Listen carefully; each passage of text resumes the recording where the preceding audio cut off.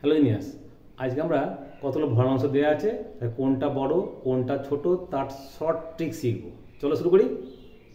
দেখো 51/57, 23/26, 31/35, 89/101। প্রশ্ন হলো এর মধ্যে কোনটা বড় কোনটা ছোট। ভাবছো বা বিরাট লসাগু করতে হবে, বিরাট গুণ করতে হবে, তাই তো? দেখো ভেরি সিম্পল। বিয়োগ করো 57 - 51 কত? 6। 26 - 23 কত? 3। 35 - 31 কত? 4। 101 - 9 কত? 12। তাই তো? এবার কাজ কি হবে? কাজ হবে এই 6, 3, 4, 12 এদের এলসিএম মানে লসাগু বার করতে হবে। বুঝতে পারছো লসাগু কত দেয়? 12, কারণ 12 কে সবটা দিয়ে ভাগ করা যাচ্ছে, লসাগু হলো 12। ক্লিয়ার? নাহলে খাঁচা 6, 3, 4, 12 করলে কত যাচ্ছে? 2 দিয়ে 2, 3, 6, 2, 3, 4, 6 হলো। দেন 3 দিয়ে 1, 1, 2, 2 এগেন 2 দিয়ে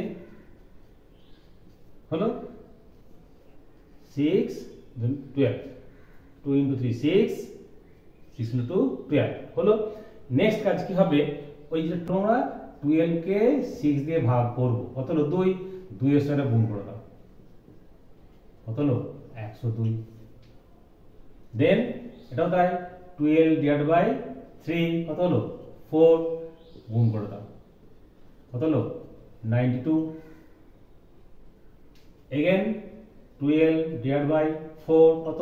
3, গুণ করে দাও, কত? 93। তো বুঝতে পারছো কত? 1, গুণ করো, কত হলো? 89। তাহলে কে বড়? এই যে বড় ভাই, তাহলে বড়টি হলো কত? আমাদের 51/57। আর ছোট কোনটা? এই যে। আর ছোটটি হলো কত? 89/101 হয়েছে? তো এটা ছোট, তারপরে এটা, তারপরে এটা, তারপরে এটা। জাস্ট প্রত্যেকটা ভগ্নাংশের ডিফারেন্স বার করে নেবে। ঠিক আছে?